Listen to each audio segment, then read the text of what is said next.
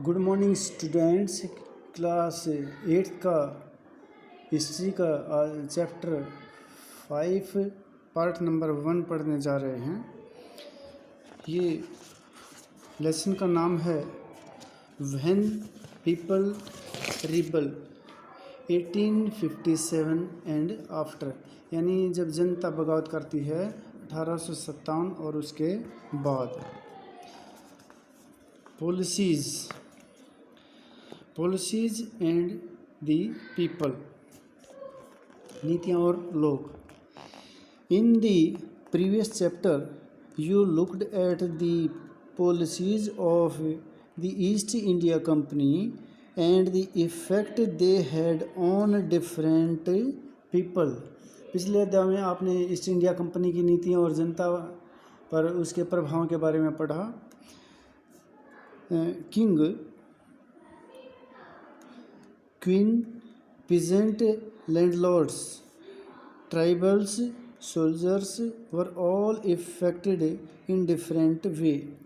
तो ये सब जमींदार, आदिवासी, सिपाही, सब तरह से ये इनके ऊपर प्रभाव पड़ा। You have also seen how people resist policies and actions that harm their interests or go against their sentiments। तो इसके बाद क्या हुआ, आप यह भी देख चुके हैं कि जो नीतियाँ और कार्रवाइयाँ जनता के हित में नहीं होती या जो उनकी भावनाओं को ठेस पहुंचाती हैं, उनका लोग किस तरह विरोध करते हैं। नवाब लूज देयर पावर, नवाब किस प्रकार से उनकी सत्ता छीन ली गई। इसके बाद है since the mid 18th century nawabs and rajas had seen their power erode. 18वीं सदी के मध्य में राजाओं और नवाबों की ताकत छीनने लगी थी। They had gradually lost their authority and हुनर। उसके बाद ये बहुत सारे, या कह सकते हैं कि उनकी जो सत्ता और सम्मान दोनों ख़त्म होते जा रहे थे। Residents had been stationed in many court, the freedom of the rulers reduced, their armed forces disbanded and their revenues and territories taken away by stages। उनकी सेनाओं को भंग कर दिया गया, उनके राजस्व वसूली के जो अधिकार थे वह इलाके एक एक करके छीनते जा रहे थे। Many ruling families tried to negotiate with the company to protect their interests। बहुत सारे स्थानीय शासकों ने अपने हितों की रक्षा के लिए कंपनी के साथ बातचीत भी की। For example, Rani Lakshmibai of Jhansi wanted the company to recognise her adopted son as the heir to the kingdom after the death of her husband। तो उदाहरण के तौर पे जो झांसी की रानी लक्ष्मीबाई थी वो भी चाहती थी कि कंपनी उनके पति की मृत्यु के बाद उनके गोद लिए हुए बेटे को राजा मान ले। Nana Sahib, the adopted son of the Balaji Rao second, pleaded that he be given his father's pension when the latter died। यानी कि जो पेशवा बाजीराव द्वितीय के दत्तक पुत्र नाना साहब ने भी कंपनी से आग्रह किया कि उनके पिता को जो पेंशन मिलती थी वह मृत्यु के बाद उन्हें मिलनी चाहिए या मिलने लगे। However, the company, confident of its superiority and military powers, turned down these pleas. तो उन्होंने अपनी श्रेष्ठता और सैनिक ताकत के नशे में चूर कंपनी ने इन निवेदनों को ठुकरा दिया। Awadh was one of the last territory to be annexed. Awadh की जो रियासत थी अंग्रेज़ों के कब्जे में जाने वाली आखिरी रियासतों में से एक थी। In 1801 a subsidiary alliance was imposed on Awadh and in 1856 it was taken over. 1801 में अवध पर एक सहायक संधि थोपी गई और 1856 में अंग्रेज़ों ने उसे अपने कब्जे में ले लिया। Governor General Dalhousie declared that the territory was being misgoverned and British rule was needed to ensure proper administration. तो जो गवर्नर जनरल डलहौजी था उसने ऐलान कर दिया कि रियासत का शासन ठीक से नहीं चलाया जा रहा, इसलिए शासन को दुरुस्त करने के लिए ब्रिटिश प्रभुत्व ज़रूरी है। The company even began to plan how to bring the Mughal dynasty to an end. तो कंपनी ने मुग़लों के शासन को ख़त्म करने की भी पूरी योजना बना ली थी। The name of the Mughal king was removed from the coins minted by the company. तो उसके बाद कंपनी द्वारा जारी किए गए सिक्कों पर से मुग़ल बादशाह का नाम हटा दिया गया। इन 1849 governor general Dalhousie announced that after the death of Bahadur Shah Zafar, the family of the king would be shifted out of the Red Fort, given another place in Delhi to reside in. तो 1849 में governor general Dalhousie ने ऐलान किया कि बहादुर शाह जफ़र की मृत्यु के बाद बहादुर शाह के परिवार को लाल किले से निकालकर उसे दिल्ली के कहीं और बसाया जाएगा। 1856 governor general Canning decided that Bahadur Shah Zafar would be the last Mughal king and after his death none of his descendants would be recognized as king, they would just be called prince. तो 1856 में गवर्नर जनरल कैनिंग ने फैसला किया कि बहादुर शाह जफ़र आखिरी मुग़ल बादशाह होंगे। उनकी मृत्यु के बाद उनके किसी भी वंशज को बादशाह नहीं माना जाएगा, उन्हें केवल राजकुमार के रूप में मान्यता दी जाएगी। द पीजेंट्स एंड सिपाही, किसान और सिपाही। In the countryside peasant and zamindar resented the high taxes and the rigid method of revenue collection.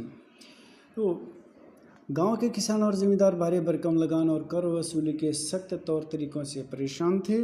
Many failed to पे back there loan to the money lenders and gradually lost the land they had tilled for generations.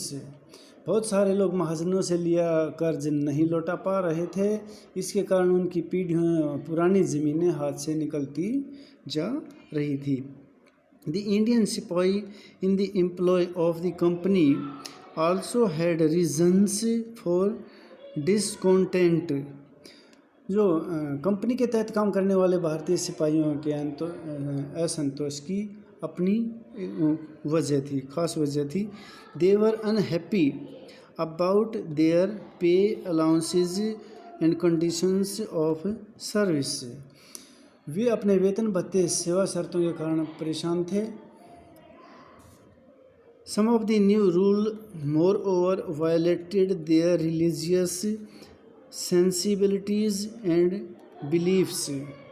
उनमें से कुछ कई नए नियम उनकी धार्मिक भावनाओं और आस्थाओं को ठेस पहुंचाते थे।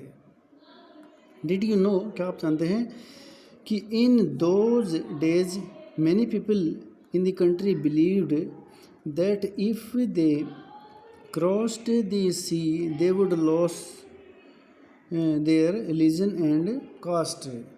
तो उनका ऐसा मानना था, उनमें से बहुत सारे ऐसे मानते थे कि यदि उन्होंने समुद्र पार किया तो उनकी जाति और धर्म दोनों ही नष्ट हो जाएंगे। So when in 1824 the sepoys were told to go to Burma by the sea route to fight for company, they refused to follow the order, though they agreed to go by the land route। तो जब 1824 में सिपाहियों को company की ओर से लड़ने के लिए समुद्र के रास्ते बर्मा जाने का आदेश मिला तो उन्होंने इस हुक्म को मानने से इनकार कर दिया। दे आर सेवरली पनिश्ड, उनमें से बहुत सारे को दंडित किया गया। Since the issue did not die down in 1856 company passed a new law which stated that every new person who took up employment in the company's army had to agree to serve overseas if required। तो उसके बाद क्या हुआ कि इस कानून के में साफ कहा गया था कि अगर कोई व्यक्ति कंपनी की सेना में नौकरी करेगा तो जरूरत पड़ने पर उसे समुद्र पार जाना पड़ सकता है।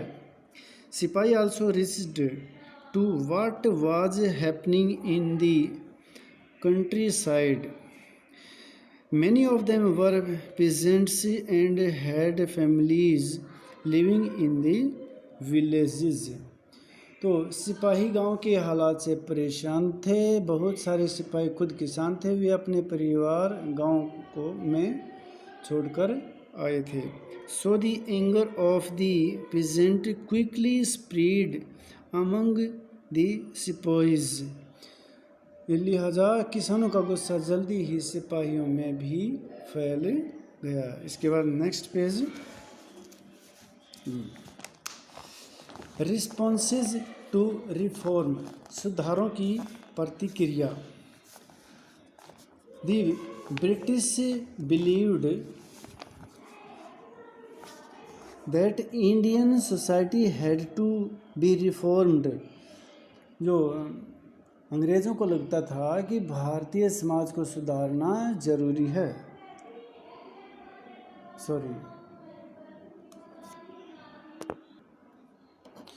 Laws were passed to stop the practice of sati and to encourage the remarriage of widow।